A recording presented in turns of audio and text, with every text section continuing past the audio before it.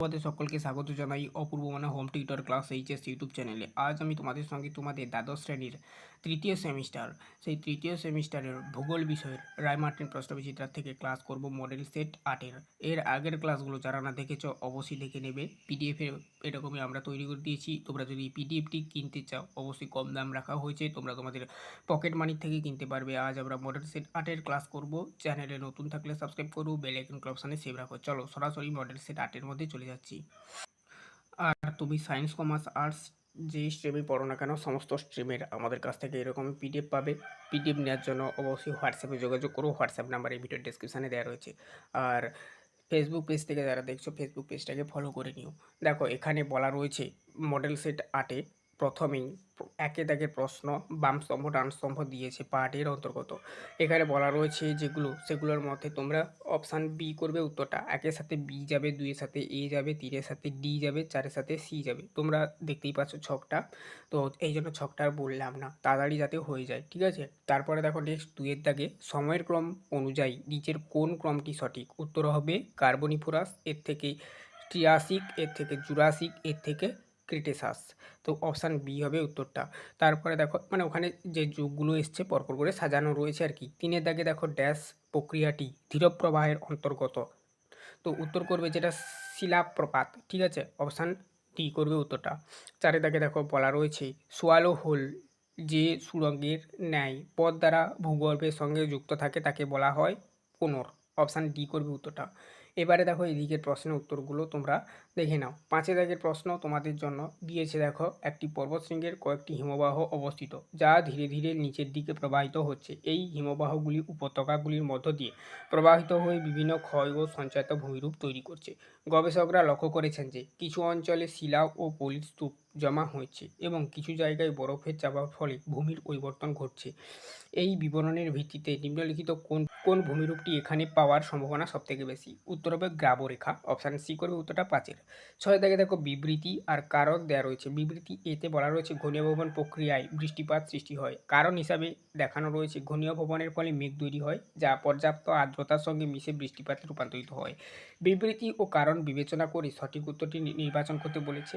এ ও আর দুটি সঠিক এবং আর এর সঠিক ব্যাখ্যা।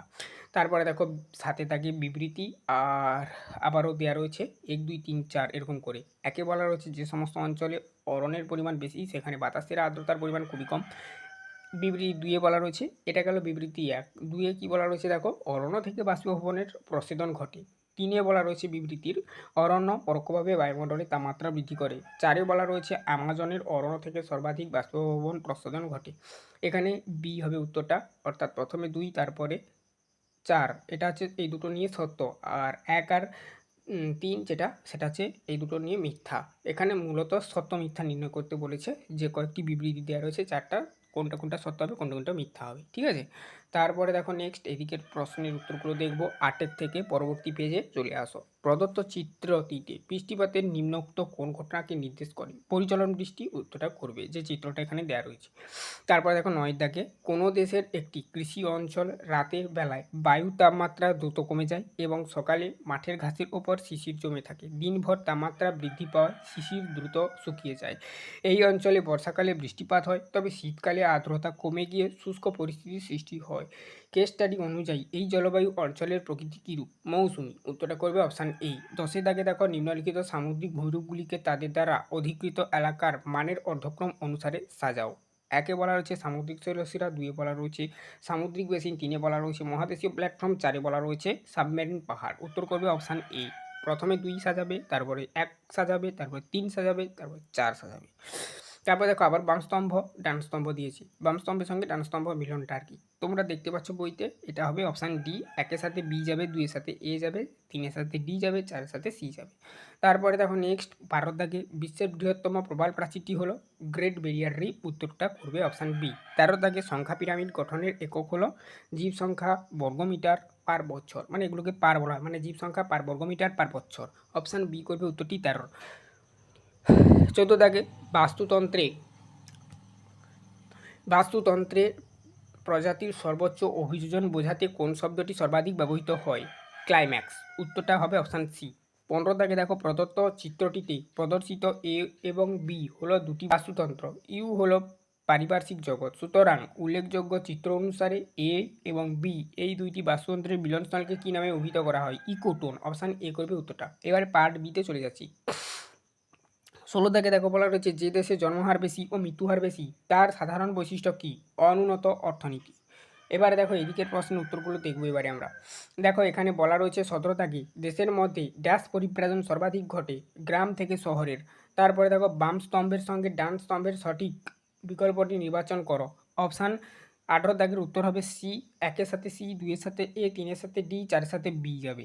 19 দাগে বিবৃতি আর কারণ। উন্নত দেশগুলির বয়স লিঙ্গ পিরামিড সাধারণের ওপরের দিকে প্রশস্ত হয়। কারণ হিসাবে দেখানো হয়েছে উন্নত দেশের জন্মহার কম এবং জীবনের প্রত্যাশা বেশি হওয়ায় বৃদ্ধ জনগোষ্ঠীর সংখ্যা বেশি। উত্তর হবে বিবৃতি ও কারণ বিবেচনা করে সঠিক উত্তর। এ ও আর দুটি সঠিক এবং আর এ এর সঠিক ব্যাখ্যা।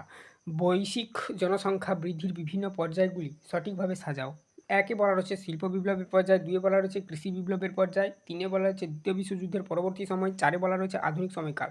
এখানে 2, 1, 4, 3 এরকমভাবে সাজাবে তোমরা। সি করবে উত্তরটা 20-এর। 21-এ দাগে দেখো একটি বড় মাপের শহরের সঙ্গে তার পার্শ্ববর্তী ক্ষুদ্র শহর যুক্ত হয়ে সৃষ্টি হয় পৌরপিণ্ড। বিবৃতি 1 বলা রয়েছে সর্বনিম্ন স্তরের প্রশাসনিক একক হলো মৌজা। বিবৃতি 2-এ বলা রয়েছে মৌজার মধ্যে একটি গ্রাম থাকে। বিবৃতি 3-এ বলা রয়েছে প্রতিটি মৌজার নম্বর জেএল নম্বর নামে পরিচিত। বিবৃতি 4-এ বলা রয়েছে খাজনা আদায়ের জন্য মৌজা মানচিত্র তৈরি করা হয়। এখানে বলা রয়েছে বি হবে উত্তর। 1-এরটা, 3-এরটা, 4-এরটা সত্য এবং 2-এরটা মিথ্যা। তারপরে দেখো ভারতের পূর্ব উপকূলের বেশ ঘনবসতিপূর্ণ। এখানে গোষ্ঠীবদ্ধ জনবসতি গড়ে উঠেছে। মানে 23-এর দাগের প্রশ্নটা বলছি কিন্তু এখানে গোষ্ঠীবদ্ধ জনবসতি স্থাপনের জন্য যেটি গুরুত্বপূর্ণ কারণ নয়। উত্তর করবে পর্যটন ব্যবস্থার উন্নতি। তারপর দেখো 24-এর দাগে বলা রয়েছে বিবৃতি এ। 24-এ দেখো বলা রয়েছে বিবৃতি এতে ডরমাটারি শহরে কেবলমাত্র আবাসিক এলাকা থাকে। কারণ হিসাবে দেখানো রয়েছে এগুলিতে নিকটবর্তী বড় শহরের নিত্য যাতায়াতকারী ব্যক্তিরা বসবাস করে। বিবৃতি ও কারণ বিবেচনা করে সঠিক উত্তরটি নির্বাচন করো বলা রয়েছে। এ ও আর দুটি সঠিক আর এর সঠিক ব্যাখ্যা। উত্তর অপশান এ করবে। পরবর্তী পেজে চলো। এখানে দেখো 180 নম্বর পেজে এসো। 25 দাগে বলা হচ্ছে বাম স্তম্ভের সঙ্গে ডান স্তম্ভ মিলিয়ে সঠিক বিকল্পটি নির্বাচন করো। সাংস্কৃতিক শহর, ধর্মীয় শহর, পৌরপিণ্ড, সামরিক শহর কোনটা কি তোমাকে লিখতে হবে। দেখো এখানে উত্তর হবে অপশান ডি হবে। 1-এর সাথে সি, 2-এর সাথে ডি, 3-এর সাথে বি, 4-এর সাথে এ করবে। তারপরে দেখো পার্ট সি চলে যাচ্ছি। 26 দাগে 2011 খ্রিস্টাব্দের আদমশুমারিতে ভারতের কোন রাজ্যের সর্বনিম্ন জনসংখ্যা বৃদ্ধি লক্ষ্য করা গিয়েছিল? উত্তরটা তোমরা করবে নাগাল্যান্ড। তারপরে দেখো ন্যাশনাল ওয়াটার পলিসি ড্যাশ সালে হয়?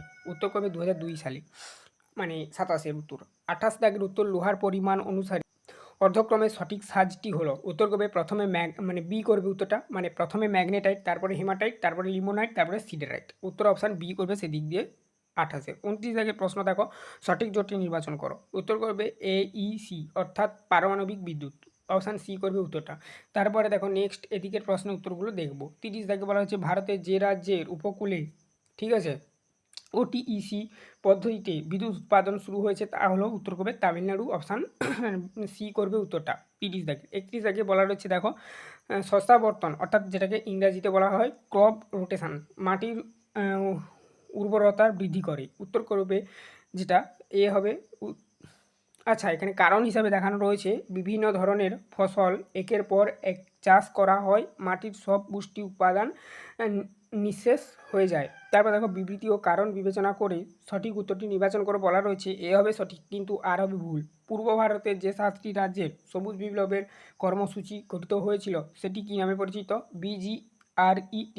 তারপর দেখো নেক্সট ভারতের কার্পাস চাষের পক্ষে সবচাইতে আদর্শ মৃত্তিকাটি হলো রেগুন। তারপর দেখো ইমেল, ফেসবুক, হোয়াটসঅ্যাপ ইত্যাদি পরিষেবাকে একসঙ্গে ধরে রাখে? উত্তর করবে ইন্টারনেট। উত্তরটা অপশান ডি করবে উত্তরটি 34-এর। 35 দাগের প্রশ্ন দেখো ওটো প্রতিষ্ঠিত হয় যে বছর তা হলো 1995 খ্রিস্টাব্দে। ওটো প্রতিষ্ঠিত হয়েছিল। ওটোর ফুল ফর্ম কি তোমরা কমেন্ট সেকশানে জানাও, দেখতে চাই।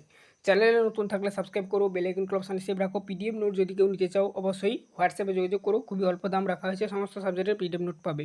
আর ফেসবুক পেজ থেকে যারা দেখছো অবশ্যই ফেসবুক পেজটাকে ফলো করে নাও। ইউটিউব থেকে যারা দেখছো ইউটিউবে দেখো ভিডিওর ডেসক্রিপশানে ফেসবুক পেজের লিঙ্ক দেওয়া রয়েছে, অবশ্যই পেজটাকে ফলো করে নেবে। আজ অবধি সবাই ভালো থেকো, দেখা হবে মডেল সেট 9 নিয়ে পরবর্তী ক্লাসে।